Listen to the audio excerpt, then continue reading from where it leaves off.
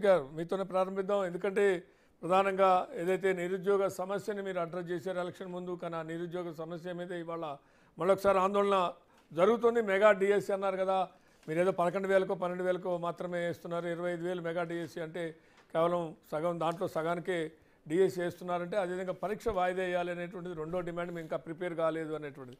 ఇక మూడో డిమాండ్ 1:100 అనేటువంటిది మూడో అంశం కూడా ముందుకు వస్తున్నటువంటి పరిస్థితి కనపడుతుంది. ఈ మూడిట్లో ప్రధానంగా గత కొద్ది రోజులుగా ఆందోళన నడుస్తున్నటువంటి అంశం. తెలంగాణ రాష్ట్రంలో కాంగ్రెస్ ప్రభుత్వం అధికారంలోకి వచ్చిన 90 రోజులలోనే 30,000 ఉద్యోగాలు నింపినాం. అదే కాకుండా డిసెంబర్ 9 నాటికి గ్రూప్ 1, గ్రూప్ 2, గ్రూప్ 3, గ్రూప్ 4 పోస్టులకు సంబంధించి దాదాపు ఆల్రెడీ గ్రూప్ 1 రిజల్ట్ వచ్చింది. గ్రూప్ 2, గ్రూప్ 3, గ్రూప్ 4 సంబంధించి ఎగ్జామ్స్ నిర్వహించే దానిలో ఆల్రెడీ టీఎస్పీఎస్సీ ముందుకు పోతూ ఉంది. అదే కాకుండా డిఎస్సి ద్వారా 11,500 భర్తీ చేయడానికి చర్యలు తీసుకోవడం జరిగింది. ఎందుకంటే గతంలో నోటిఫికేషన్లు మాత్రం ఇచ్చారు తప్ప ఏనాడు ఎగ్జామ్స్ నిర్వహించిన సందర్భం మనం తెలంగాణ రాష్ట్రంలో కేసీఆర్ గారు 10 సంవత్సరాల కాలం చేయలేదు. అదే కాకుండా పదోన్నతుల విషయంలో తెలంగాణ రాష్ట్రంలో కాంగ్రెస్ ప్రభుత్వం అధికారంలోకి వచ్చిన తర్వాత ఉద్యోగస్తులకు ప్రమోషన్లు ఇచ్చినటువంటి చరిత్ర కాంగ్రెస్ పార్టీ అధికారంలోకి వచ్చిన తర్వాత మాత్రమే జరిగింది. దాదాపు 19,000 మందికి దాదాపు బదిలీకి సంబంధించి కావచ్చు, అదేవిధంగా ప్రమోషన్లకు సంబంధించి దాదాపు 19,000 మందికి ఇచ్చినటువంటి దాఖలు ఏనాడు 10 సంవత్సరాల కాలంలో కేసీఆర్ గారు చేయలేదు. అదే కాకుండా గ్రూప్ 1 సంబంధించినటువంటిది నోటిఫికేషన్ 2022లో ఇచ్చినటువంటి సందర్భంలో వాళ్ళే 1:50 పిలుస్తామని చెప్పేసి వాళ్ళు పిలిచిన తర్వాత ఇప్పుడు ఆ నోటిఫికేషన్ రద్దు చేసినట్లయితే 1:100 అని చెప్పేసి ఎప్పుడైతే కాంగ్రెస్ టీఎస్పీఎస్సీ అంటే ఎమ్మటే గతంలో ఇచ్చిన నోటిఫికేషన్ మీద కోర్టు పోయినప్పుడు స్టే వచ్చే అవకాశం ఉంది. కాబట్టి గతంలో ఏదైతే ఇచ్చినటువంటి 1:50 ప్రకారమే నిర్వహించాలని చెప్పేసి తెలంగాణ రాష్ట్రంలో ప్రభుత్వము ఒక నిర్ణయానికి వచ్చింది. ఎందుకంటే దాని మీద కూడా ఆలోచన చేసినప్పుడు నోటిఫికేషన్ రద్దు అయితే 10 సంవత్సరాల కాలం ఏనాడు నోటిఫికేషన్లు వేసి రిక్రూట్మెంట్ జరగలేదు. కాబట్టి ప్రధానంగా 1000 మందికి సంబంధించినటువంటి 1000 ఉద్యోగాలకు సంబంధించినటువంటి నోటిఫికేషన్ కాబట్టి దాని విషయంలో ఇప్పుడు అనవసరంగా మధ్యలో నిర్ణయం తీసుకుంటే నోటిఫికేషన్ రద్దే అవకాశం కాబట్టి నిరుద్యోగులకు నష్టం జరిగే అవకాశం ఉంది. కాబట్టి దాని విషయంలో 1:50 ప్రకారంలో గతంలో కేసీఆర్ గారు అదేవిధంగా తెలంగాణ రాష్ట్రంలో బీఆర్ఎస్ పార్టీ అధికారంలో ఉన్నప్పుడు ఏ నిర్ణయం తీసుకురో దాని ప్రకారం ముందుకు పోవాలని చెప్పేసి టీఎస్పీఎస్సీ ఒక నిర్ణయానికి రావడం జరిగింది.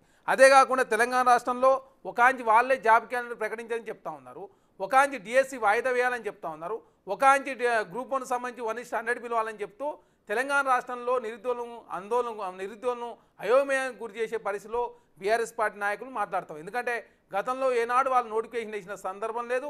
అదే కాకుండా తెలంగాణ రాష్ట్రంలో ఎప్పుడు నోటిఫికేషన్ వేసినా అంగట్లో సంతలో సరుకులాగా ఏ విధంగా పేపర్లు జిరాక్స్ సెంటర్లో దొరికిన సందర్భం చూసినాం. కాబట్టి తెలంగాణ రాష్ట్రంలో కాంగ్రెస్ ప్రభుత్వం అధికారులకు వచ్చిన తర్వాత ఏ ఎగ్జామ్స్ కూడా ఇప్పటి వరకు మీరు చూడండి, ఎస్ఐసి ఎగ్జామ్స్ కావచ్చు, ఇంటర్మీడియట్ కావచ్చు, డిగ్రీ కావచ్చు, ఎంసెట్ కావచ్చు, అదేవిధంగా గ్రూప్ 1 కావచ్చు, ఈ అన్ని ఎగ్జామ్స్ విషయంలో ఎక్కడ కూడా పేపర్ లీకులకు కాంగ్రెస్ ప్రభుత్వం ఏర్పడతారో ఎక్కడ జరగలేదు. కాబట్టి కాంగ్రెస్ ప్రభుత్వంలో నిరుద్యోగులకు పెద్ద ఎత్తున పెద్దపీట వేస్తూ కాంగ్రెస్ ప్రభుత్వం చెప్పిన మాట ప్రకారం ముందుకు పోతా ఉంది. కాబట్టి కాంగ్రెస్ ప్రభుత్వం బురదలే దానిలో భాగంగా టీఆర్ఎస్ ప్రభుత్వం నిరుద్యోగులు రెచ్చగొట్టే దానిలో భాగంగా ప్రధానంగా కాంగ్రెస్ పార్టీ నిందలు వేసే ప్రయత్నం, అదేవిధంగా నకిలీ నిరుద్యోగులను క్రియేట్ చేసి కాంగ్రెస్ ప్రభుత్వం మీద ధర్నాలు చేపిస్తూ కాంగ్రెస్ ప్రభుత్వం మీద పెద్ద ఎత్తున నిరుద్యోగుల్లో అపనమ్మకం ఏర్పడే విధంగా క్రియేట్ చేసే ప్రయత్నం బీఆర్ఎస్ పార్టీ చేస్తున్నప్పుడు తెలంగాణ రాష్ట్రంలో కాంగ్రెస్ పార్టీగా కాంగ్రెస్ ప్రభుత్వం ఆల్రెడీ నిరుద్యోగులను పిలిచి మాట్లాడింది.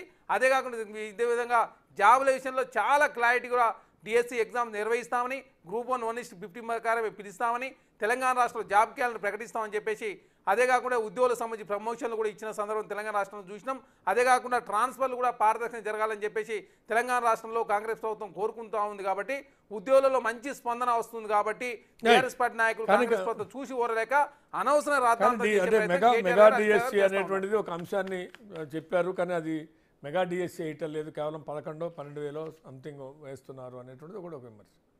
అంటే ఇప్పుడు ఏ విషయం అయినా ఇప్పుడు ఆల్రెడీ ఎందుకంటే 10 సంవత్సరాల కాలంలో ఏనాడు కూడా నోటిఫికేషన్ రాలేదు. కాబట్టి తర్వాత జాబ్ క్యాలెండర్ ప్రకటించిన తర్వాత ఎటైనా నోటిఫికేషన్ వేస్తాం కదా. తెలంగాణ రాష్ట్రంలో జాబ్ క్యాలెండర్ ప్రకటించేదే ఏ ఉద్యోగం ఖాళీ ఉంటే ఆ ఉద్యోగాలకు సంబంధించి నోటిఫికేయాలని చెప్పేసి ప్రభుత్వం భావిస్తూ ఉంది. కాబట్టి మేనిఫెస్టోలో పెట్టిన ప్రకారం మొన్నటివరకేమో జాబ్ క్యాలెండర్ ప్రకటించారు, ఇప్పుడేమో ఏకంగా ఎగ్జామ్స్ ఆపండి, లేకపోతే టైం ఇవ్వండి, లేకపోతే మెగా డిఎస్సి అని చెప్పే ప్రయత్నం చేస్తున్నారంటేనే అర్థమవుతా ఉంది ఏంటంటే తెలంగాణ రాష్ట్రంలో కాంగ్రెస్ పార్టీ ఇచ్చిన మాట ప్రకారం జాబ్ క్యాలెండర్ ప్రకటించబోతా ఉంది.